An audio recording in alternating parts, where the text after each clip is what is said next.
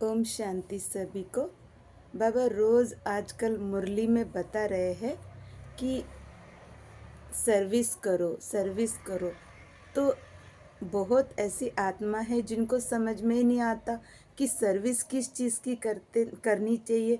तो बाबा कहते जो भी तुम्हें ज्ञान मिलता है, जो ज्ञान का तीसरा नेत्र मिला है, और इस ज्ञान के आधारित तुम्हारे जीवन में जो जो परिवर्तन हो रहा है, वह परिवर्तन आप औरों को भी बताओ।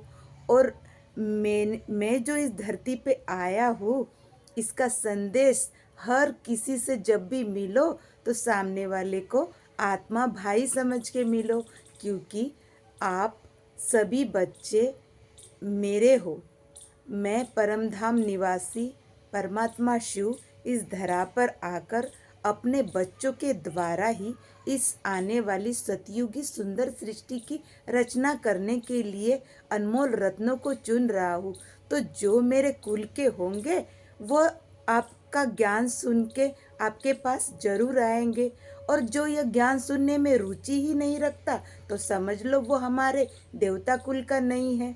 मगर बाबा कहते यह हक सभी का है जो परमात्मा अपने पिता का ज्ञान सुनने का अधिकारी है। इसलिए कहते हैं अल्प को मिला अल्लाह और बे को मिली बादशाही।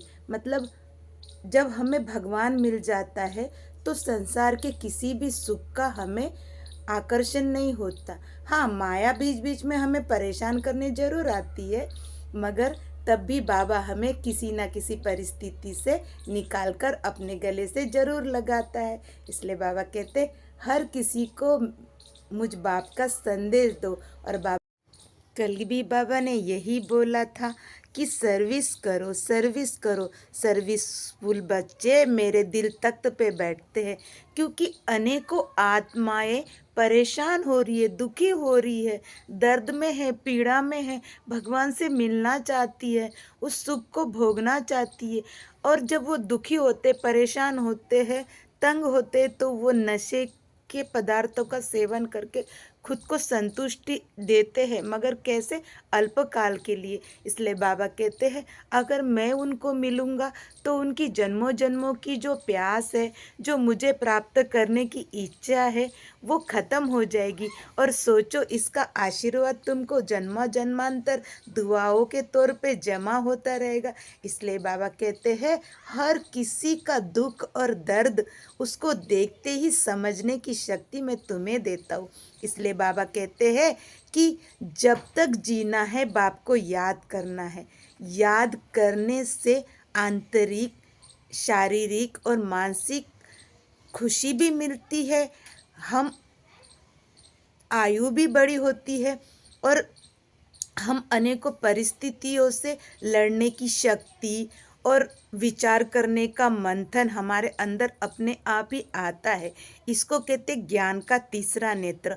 सभी कहते कि हमारी आत्मा कहाँ है। कोई पेट में बताता है, कोई आँखों में बताता है, कोई मुख में बताता है, मगर वास्तव में हम आत्माएं यहाँ भृकुटी के मध्य में विराजमान रहकर इस आँखों से देखते, कानों से सुनते, मुख से बोलते हैं, हाथों से अपने कर्म करते। मगर जब ज्ञान का तीसरा नेत्र हमें मिलता है तो सत्य ज्ञान के कारण हम अपनी अंतर आत्मा को और पूरे प्रकृति को, घर के वायुमंडल